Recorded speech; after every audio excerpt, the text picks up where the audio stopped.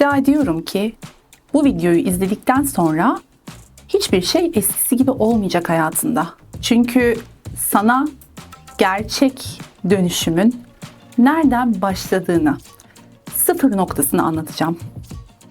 Sıcak, samimi bir gece sohbetinde.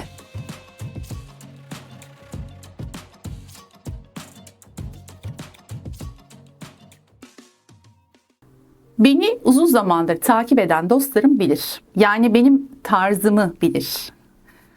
Ama beni ilk kez tanıyanlar varsa şunu düşünebilirler.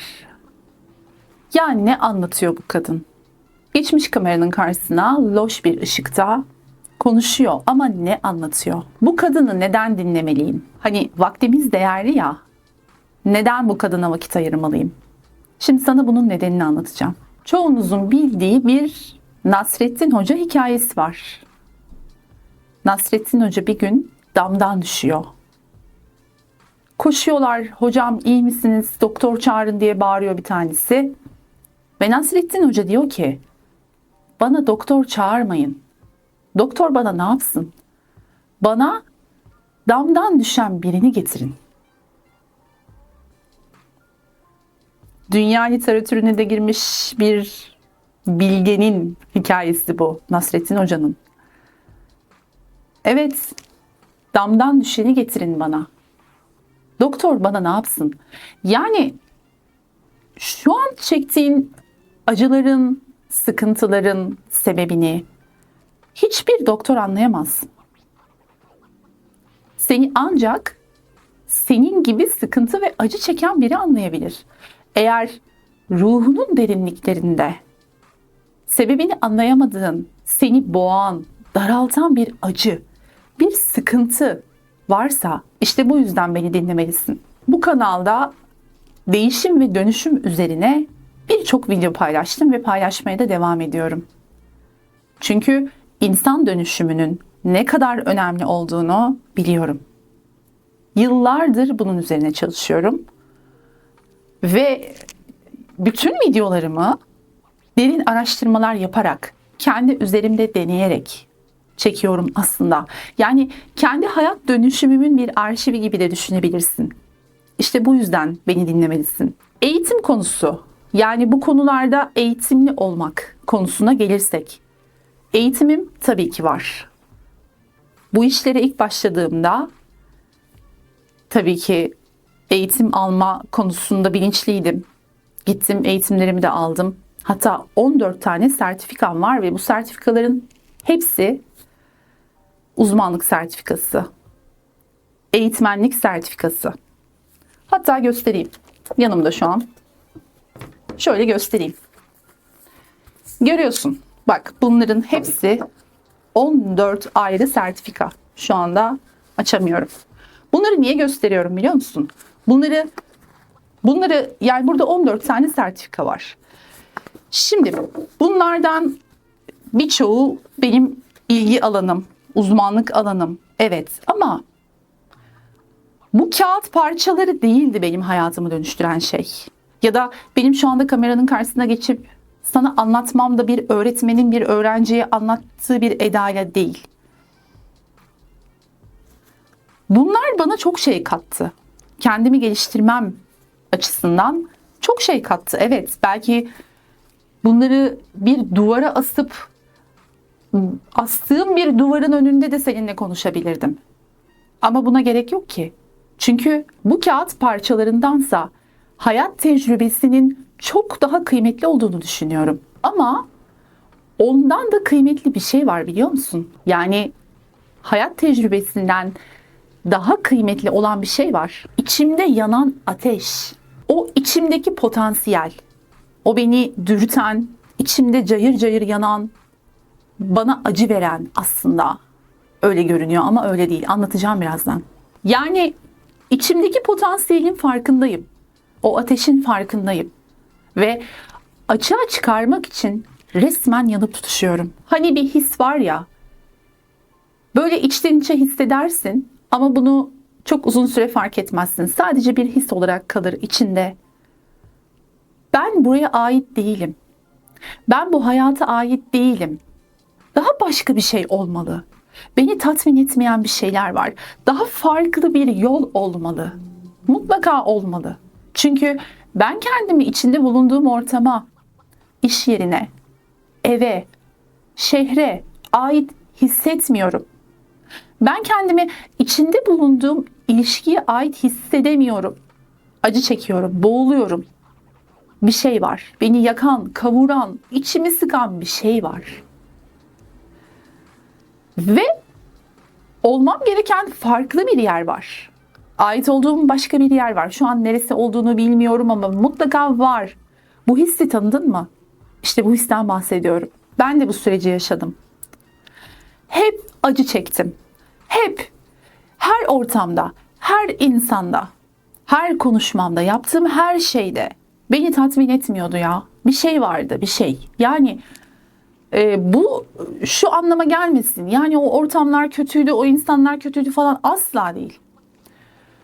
Hep başka bir şey olduğunu hissettim. Acı çekiyordu ruhum. Kendini gerçekleştirememenin verdiği acıyı sadece bunu yaşayan bilir. Ve eminim şu anda sen de beni anlıyorsun. Çünkü sen de aynı şeyi hissediyorsun. İçinde bir ateş var. Yanıyor cayır cayır. Bazen harlanıyor, büyüyor. Bazen köz oluyor. Ama hep yanıyor. Hiç sönmüyor. Sana huzur vermiyor. Çünkü diyor ki sen buraya ait değilsin. Sen daha farklı bir şey yapmalısın. Bunu bazen kabul etmek istiyorsun. Bazen kabul etmek istemiyorsun. Reddediyorsun. Ama öyle ya da böyle her türlü acı çekiyorsun. İşte o nedenini anlayamadığın huzursuzluk, acı, mutsuzluk var ya, işte tam olarak ondan bahsediyorum. Mutlu olmak için birçok yere gidersin. Arkadaşlarınla buluşursun, ortamlara girer çıkarsın. Hep her seferinde umutlanırsın ama her seferinde aynı hayal kırıklığını yaşarsın.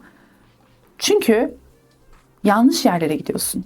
Çünkü yanlış şeyleri yapıyorsun. Çünkü sen ait olmadığın yerlerde boşuna zaman kaybediyorsun çoğu kez. Ben de öyle. Çok uzun süre kendimi hiçbir yere ait hissedemedim. Hissedemiyorum. Yapamıyorum. Olamıyorum. Çabalıyorum. Rol yapmaya çalışıyorum. Hayır. Bir noktaya kadar dayandım. Bu şekilde inkar ettim, reddettim. Hayır dedim, ben buraya aitim dedim. Evet, ben burada olmalıyım dedim ama bir yerden sonra artık sinir sistemi iflas etti. Çöktü. Ve işte farkındalık orada başladı. Dedim ki yapamıyorum. Başka bir şey var. Başka bir hayat, başka bir Sibel, başka bir kişi var. Evet, bunu fark ettim. İlk aşama fark etmekti. Bu çok önemli. Her zaman her videomda söylemeye çalışıyorum bunu size. Her türlü dönüşüm önce farkındalıkla başlar. Kaçmamakla başlar, kabullenmekle başlar. İçinde bulunduğun durumu değerlendirmekle başlar. Neredesin? Hangi durumun içindesin? Bunu fark edeceksin ilk önce. Bunu da dediğim gibi kaçmayarak, kendini dinleyerek. Bakın, Tantra video serisi yapıyorum. Neden yapıyorum bunu biliyor musun? O farkındalığı yakalayabilmen için. Tantra serisine mutlaka göz at. Yani Tantra'nın temelindeki o farkındalık olayını yakalayabildiğin zaman her şeyi başlatan yerdesin, sıfır noktasındasın. Şimdi önce bunu fark ettim. Dedim ki bir şeyler yanlış. Ben buraya ait değilim. Aşama aşama gideceğiz. İlk önce farkındalık. İçimde bir potansiyel olduğunu da fark ettim. Daha henüz bakın farkındalık aşamasındayım. Dedim evet, içimde bir potansiyel var. Yıllardır açığa çıkmayı bekleyen bir ışık var. Bu ne olabilir? Neyle ilgili olabilir? Bunu gözlemledim. Çok uzun bir süre. Bunları böyle anlatıyorum ama bunlar yıllara yayılan süreçler. Sonra işte uzun uzun düşündüm. Bu potansiyel nasıl bir potansiyel? Bunu nasıl açığa çıkarabilirim? Ne yapabilirim bunun için? Acele etmedim asla. Her şeyi zamana yayarak, sindirerek, yavaş yavaş, çünkü acele edersen kalıcı olmaz. Acele etmemen gerekiyor bu aşamada. Ve orada şöyle bir yanılgıya düştüm. Hepimizin yaptığı gibi. Sanki İçimdeki o potansiyeli açığa çıkarabilmem için kendime bir şeyler eklemem gerekiyormuş. Yani bir kişisel gelişim videosunda bunu anlatmıştım. Kendini sürekli geliştirmek gerektiği düşüncesi çok yanlış bir düşünce. Bak, çok yanlış. Potansiyelini açığa çıkarmak için kendime ne ekleyebilirim? Nasıl geliştirebilirim? Kendime daha ne katabilirim? Bu kafadan kesinlikle çıkmak gerekiyor. Çünkü aslında bakın, bu söyleyeceğim şeyi ya not alın ya da aklınıza bir şekilde kazıyın. Bu çok önemli. İçinizdeki potansiyeli, ışığı açığa çıkarabilmek, ortaya koyabilmek için kendinize bir şeyler eklemeniz gerekmiyor. Aksine kendinizden bir şeyler çıkarmanız gerekiyor. Bak, hiçbir yerde duyamayacağın bir anahtar veriyorum sana. Tekrar ediyorum. Potansiyelini açığa çıkarmak için kendine bir şeyler eklemen değil, kendinden bir şeyler çıkarman gerekiyor. Bu ne demek biliyor musun?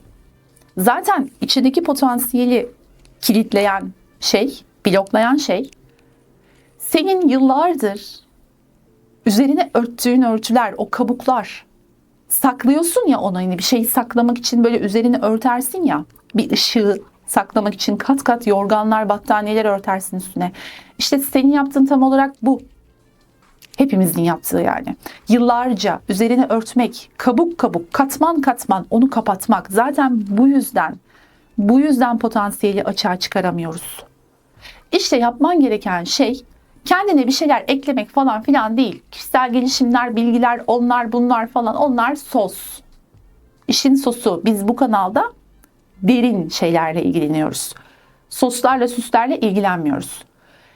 Yani bu işi kökten çözmek istiyorsan o potansiyelinin üzerine örttüğün kabukları, katman katman örttüklerini tek tek soyman lazım. Kendinden bir şeyler çıkaracaksın, hafifleyeceksin, yüklerini bırakacaksın. Maskelerini çıkaracaksın, gereksiz sorumluluklarını atacaksın, sana ait olmayan ne varsa bırakacaksın. Bak, eklemekle değil, bırakmakla oluyor bu iş. Tecrübeyle sabittir. Ben yıllarca hep zannettim ki bir şeyler eklemem gerekir kendime, bir şeyler katmam gerekir. Yani yanlış bir düşünce. Kesinlikle tam tersi.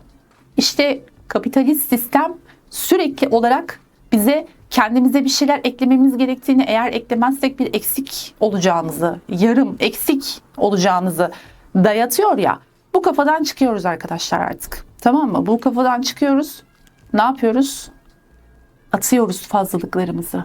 Hiçbir şey eklemek zorunda değilsin kendine. Sadece var olduğun için, sadece o odada olduğun için bile ışıksın. Bak, bunun üstünü örtmeye çalışıyorlar. Bunu dayatmaya çalışıyorlar bize. Biz buna izin vermeyeceğiz. Sadece bir ortama girdiğinde sen o içindeki o ışığı yaymak için, hani aura diyorlar ya, aura, ışık işte falan. Şöyle bakarsanız herkes size bakar. Saçınızı böyle yaparsanız çok dikkat çekersiniz. Bunlar dediğim gibi sos. Sen gerçekten böyle bir şey istiyorsan, yani sen olduğun için farklı bir kişi, eşsiz bir kişisin. Ve bunu açığa çıkarmak, o eşsiz tarafını açığa çıkarıp gerçekten o karizma diyoruz işte buna, karizma, kişisel karizma. Senin o kabuklarını attığında o kalan şey sen, yani özün. İşte sen zaten onu yaptığında hiçbir şey yapmana gerek yok. Sen zaten o odaya girdiğin, o ortama girdiğin anda bile özelsin, değerlisin. Yani bunun için marka kıyafetler giymeni, saçını, makyajını, parfümünü falan, tabii ki bunlar da güzel şeyler bu arada. Yani bunları küçümsemiyorum. Ama bunlar sadece sos. Yani bunlar geçici. Sen derinden halledeceksin mevzuyu. Sen mevzuyu derinden halletmedikçe istediğin kadar parfüm sık, istediğin kadar makyaj yap. Hiçbir önemi yok. Kalıcı, derin, uzun süreli işlerle ilgileniyoruz biz bu kanalda. Ben bunu anlayana kadar, fark edene kadar o kadar çok zaman kaybettim ki. Yani çok uzun bir süre devam etti ve çok zamanımı aldı. İşte beni niye dinlemelisin? Sen de zaman kaybetme diye. Benim gibi zaman kaybetme. Beni burada dinleyen bir kişi bile bunu fark etse benim için çok değerli bir şey. Ben zaman kaybettim. Sen etme diye anlatıyorum. Yoksa ben çok biliyorum, uzmanım, çok bilgiliyim. Ben de sana öğretiyorum diye anlatmıyorum. İşte bunlar çok kıymetli tecrübeler. Bu arada kanalda yayınladığım her videoyu 60 dünya diline çevirip, yani 60 farklı dile çevirip yayınlıyorum. Zaten kanalda İngilizce dublaj özelliği de var. Dolayısıyla dünyanın her yerinde izleniyor videolarım, görüyorum. Moğolistan'dan işte Kırgızistan'a, Amerika'dan Portekiz'e, Rusya'dan Sicilya'ya kadar her yerden izleniyor. Bunu görüyorum ve çok mutlu oluyorum. Beni dünyanın çeşitli yerlerinden izleyen herkese sevgiler, çok teşekkür ediyorum. Şu an ismini sayamayacağım bir sürü ülke var. Hepsine çok çok teşekkür ediyorum. Hepinizi çok seviyorum. Evet, devam edelim. Şimdi çocukken bize soruyorlardı, değil mi? Ne olmak istiyorsun büyüyünce? Özellikle böyle yaşı ileride olan amcalar, teyzeler sorarlardı. Ne olmak istiyorsun büyüyünce? Hatırladın mı? Bize bunu sorduklarında kafamız karışırdı hemen. Yani şöyle bir düşünürdük. Derdik. Birkaç farklı cevap verirdik. İşte ben kendi adıma konuşayım. İşte birkaç farklı cevap verirdim. Ya öğretmenimden etkilenmişimdir, öğretmen olmak istiyorum demişimdir. Ne dediğimi bile hatırlamıyorum. Yani şu anda o sorulara belki yüzlerce kez sorulmuştur bu soru. Ama ben verdiğim cevapları bile hatırlamıyorum. Ne olmak istediğimizi bilmezdik. İşte ne olmak istiyorsun büyüyünce? Çocuk aklımızla büyük büyük meslekler söylerdik. Bir de bu sürekli değişirdi böyle. Her sorduklarında farklı bir şey söylerdik. İşte çevreden etkilenirdik. Gördüğümüz bir meslek sahibi, örnek veriyorum, bir doktoru çok sevdiysek, bizimle çok ilgilendiyse işte ona özenirdik. Doktor olmak istiyorum. Öğretmenimiz varsa eğer çok sevdiğimiz. Bu arada beni izleyen öğretmenlerim varsa hepsini öpüyorum ellerinden. Çok kıymetli insanlardı her biri, ilkokulundan üniversitesine kadar. Evet, onlardan etkilenirdik. İşte öğretmen olmak istiyorum, pilot olmak istiyorum, hostes olmak istiyorum, mühendis olmak istiyorum, işte tır şoförü olmak istiyorum, neyse ne artık. Böyle cevaplar verirdik. Ama artık çocuk değiliz, büyüdük. Belki de birçoğumuz çocukken söylediğimiz mesleğe sahip olduk. Ama aslında gerçekten istediğin şey bu muydu? Ya da çocukken seni tatmin edeceğini düşündüğün şey acaba şu anda seni tatmin ediyor mu? Ya da belki de çocukluk hayallerine hiçbir zaman ulaşamadın ve içinde kaldı bir uhde olarak. Bunun acısını içinde hala yaşıyor musun mesela? Peki, şimdi en önemli soru geliyor. Bu videonun sorusu. Sen aslında kim olmak istiyorsun? Bak, bu soru dönüşümün sıfır noktası. Kim olmak istiyorsun sen? Kim olarak hayatına devam etmek istiyorsun? Kaç yaşında olursan ol. Hayatının geri kalan kısmını kim olarak, nasıl biri olarak devam ettirmek istiyorsun? Eğer bugün hiçbir engelin olmasaydı, senin elinde olsaydı her şey, hani o engellerimiz var ya saydığımız, özgürlüğümüzü kısıtlayan, elimde değil ki, şundan bundan dolayı olamıyorum dediğimiz şeyler olmasaydı, sen aslında kim olurdun? Kim olmak isterdin? Bu soruyu sordun mu hiç kendine mesela? Ya da sormadıysan da ben şu anda soruyorum sana. Sen kim olmak istiyorsun? Anahtar soru bu. Bunu netleştirmeden hiçbir şeye başlama. Önce ne dedik? Farkındalık. Ait olmadığın bir hayatın içinde olduğunu fark ediyorsun. Sonra dedik ya hani bunun içinden nasıl çıkarım kısmına geliyoruz. İşte bu kısımda da bu soruyu soruyoruz. Sen kim olmak istiyorsun? İkinci aşama. Tabii ki bunlar kendine zaman vererek yapman gereken şeyler. Yani bu soruyu sorup bırakacaksın. Kendine zaman vereceksin. Cevap mutlaka gelecek. Güven bana. İşte Tantra sana bu konuda inanılmaz yardımcı olacak. Tantra serisini en baştan başlayarak sırayla izlersen videoları, zaten kısa kısa videolar, not alarak izlersen bu farkındalığı sana yaşatacak çok güzel bilgiler var içinde. Tantra sana bu konuda yardımcı olacak yani. Şimdi orada bir hedef belirledin kendine. Kim olmak istediğin sorusunun cevabı geldi. Bu artık senin hedefin. Yani hayalindeki o kişi, o sen, senin hedefin artık. Şimdi artık o hedefe sadık kalacaksın. İstediğin o ya. Onu bulmak zaten işin %50'si, %60'ı. Gerisi kolay ama şöyle kolay. Netleşsin, hedefine sadık kalman gerekiyor. Hedefine sadık kalmak ne demek? Artık tamam. Ben rotamı belirledim. Benim rotam belli. Ben burada gideceğim, bu yolda gideceğim den bahsediyorum. Hedefe sadık kalıyoruz. Kararlı ve istikrarlı olmamız lazım. Disiplinli olmamız lazım bu noktadan sonra. Şimdi bu noktaya kadar daha rahattık. Sorduk, bıraktık, gözlemledik, farkındalık yaşadık falan filan. Biraz daha böyle yayma aşaması işin. Ama netleştirdikten sonra hedefini artık harekete geçme zamanı. Hedef belli. Rota belli. Destinasyon belli. Ne yapacaksın? Artık planını yapıp oraya doğru. Bak, odağını kaybetmiyorsun. Odağını oluşturdun. Odak orası. Hedef orası. Artık bu her neyse herkesin hayatına göre değişir. Hedefe doğru at gözlüklerini takıp kilitlenip odaklanıp hedefe doğru gideceksin. Bak, bunu yapmadan, tamam, bu anlattığım şeyleri çok iyi anlarsan eğer gerçekten çok kısa sürede inanılmaz yol kat edeceksin. Bu böyle çok uzun sürmeyecek. Benim gibi yıllarını almayacak. Çünkü benim de keşke biri anlatsaydı bana böyle karşımda. Bir video olsaydı, çıksaydı karşıma keşke. Böyle detaylı anlatan, kanalında her detaya yer veren bir video serisi görseydim keşke. Zamanını kısaltıyorum dostum. Sen bilirsin. Eğer kısaltmak istiyorsan yolunu, beni iyi dinle. Şimdi hedefe kilitleniyorsun. Hedefin belli. Artık rahatsın. Bak bir şey diyeyim mi? O hedefin belirledikten sonraki o özgüven var ya, bu bile yeter. Artık sen oraya varmasan bile, bak varırsın da varacaksın, vardıracağız, merak etme de, yani oraya hiç varamasan bile o duruşunun bile değiştiğini hissedeceksin. Daha özgüvenli olacaksın, daha istekli olacaksın, sabahları daha erken kalkacaksın, uyandığında, gözlerini açtığında daha istekli, daha heyecanlı, çekici hale getirecek bu seni. Bütün fırsatları çekmeye başlayacaksın. Çünkü auran parlıyor. Artık netsin. Ne istediğini biliyorsun. Bak, ne istediğini bilmemek acı çekmenin en temel sebebidir.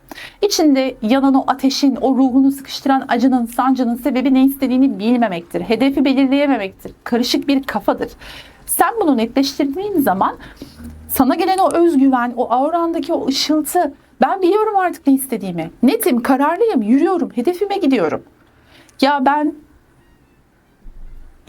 nasıl anlatayım ya, kendi hayatımla ilgili bir video çekeceğim. Yani sürecimle ilgili bir video çekeceğim. Hatta şöyle de bir defterim var.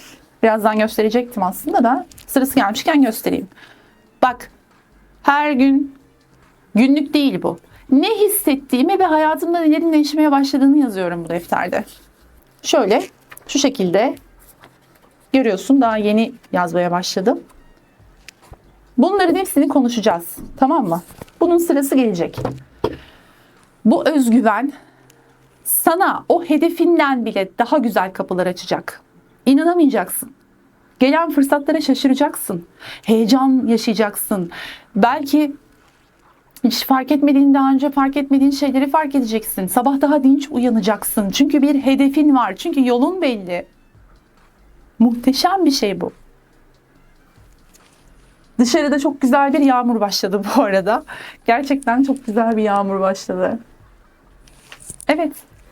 Devam edelim. Şimdi dostum, kafayı buna takman lazım. Yani değişmek, dönüşmek, istediğin kişi olmak istemeye kafayı takman, kafayı bununla bozman lazım. Yani bu böyle bir tutkulu bir şey. Burada şöyle bir şey yok yani. Ya tamam, istedim, hedefimi de belirledim ama inşallah olur ya. Bak, şu bir kere zaten şu inşallahı hayatından çıkar. Ya işte umarım olur, hedefim belli falan filan. Kafayı bozacaksın bununla. Takacaksın kafaya. Her şeyin bu olacak.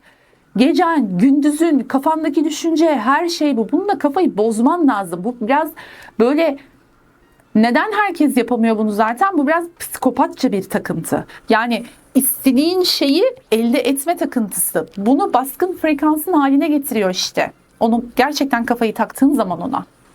Yani kötü bir anlamda, yanlış anlaşılmasın. Kötü bir amaca hizmet etmek için değil ya, hedefini gerçekleştireceksin. İyi bir amaca hizmet ediyor. Senin hayatını güzelleştirecek, bolluğu, bereketi sağlayacak, akışı sağlayacak hayatında. İşte böylece enerji akışı başlıyor. Tamam mı? Kafayı bozacaksın bununla. Başka yolu yok. Yani inşallahla maşallahla olacak iş değil bu. Kafayı takacaksın hedefine.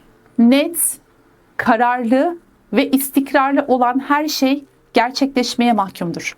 Disiplin ve istikrar varsa, bak netlik varsa, kararlılık varsa, artı bir de disiplin ve istikrar varsa, o şeyin, bak ne olursa olsun, ne olursa olsun gerçekleşmekten başka bir şansı yok.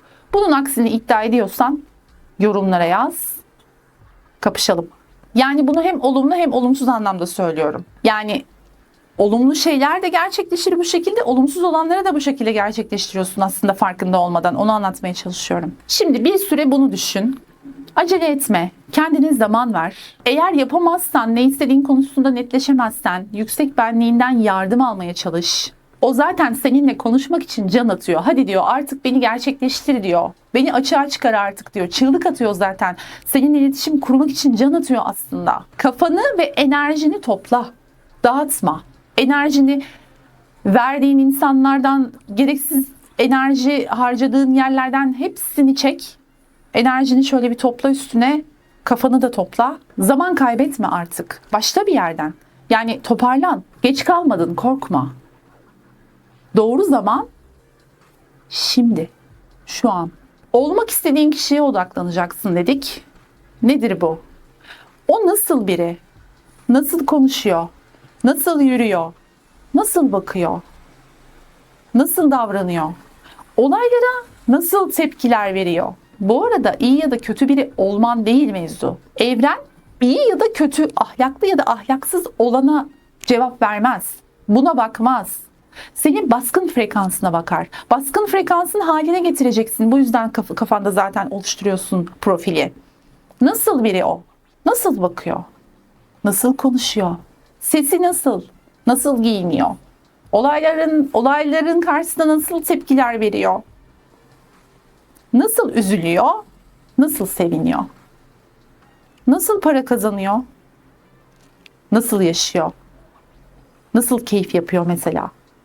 Bunların hepsini gözünde canlandır. Huyları, alışkanlıkları neler o kişinin, iyice gözlemle. Bunları hallettiğin zaman zaten işin çok büyük bir kısmını halletmiş oluyorsun. Geri kalanını evren sana önüne böyle fırsatlarla getiriyor.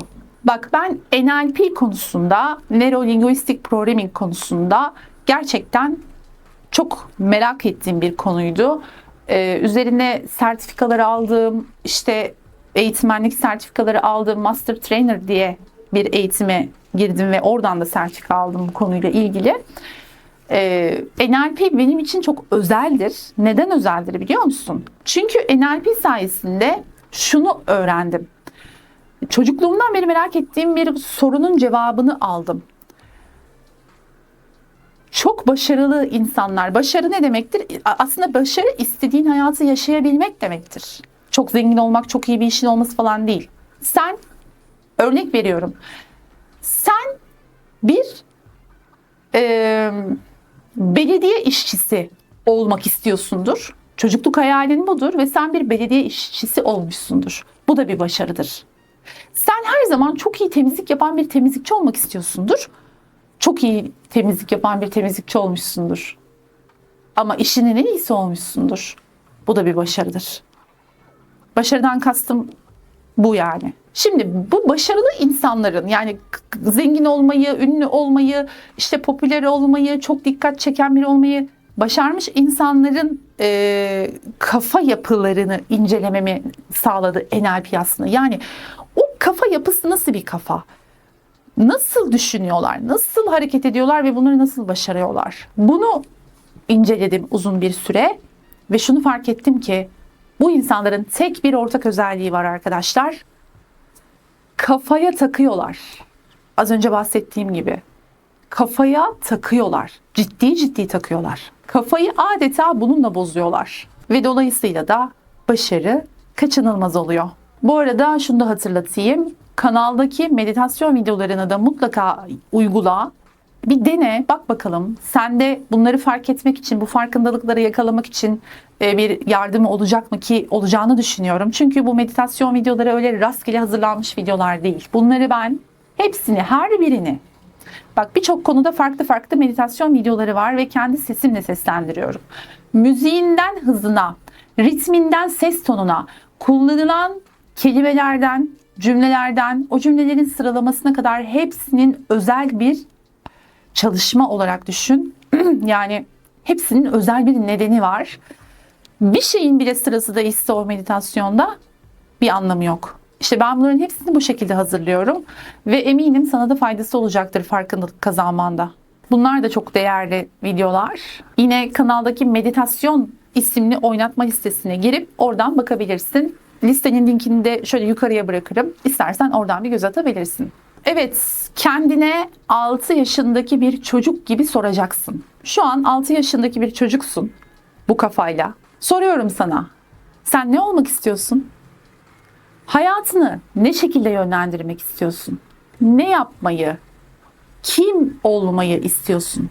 Ben geç kaldım diye kendini salıp aman bu saatten sonra zaten bir şey olmaz deyip yayıp hayatının geri kalanı için zaman kaybedeceğine şimdi dur, farkına var ve karar ver. Sen kim olmak istiyorsun? Başkasına değer verme konusunda hepimiz çok çok iyiyiz. Mesela birine değer verdiğimizde soruyoruz değil mi? Nasılsın? İyi misin? Ne istiyorsun? Seni ne mutlu eder? Kendimize niye sormuyoruz? Aynı değeri kendimize niye vermiyoruz? Onlara hep seni anlıyorum, yanındayım, mutlu olman için elimden gelen her şeyi yapacağım, seni mutlu etmek için ne yapabilirim diye soruyoruz da kendimize bunu sormayı neden çok görüyoruz? Biz o değer verdiğimiz insanlar kadar değerli değil miyiz?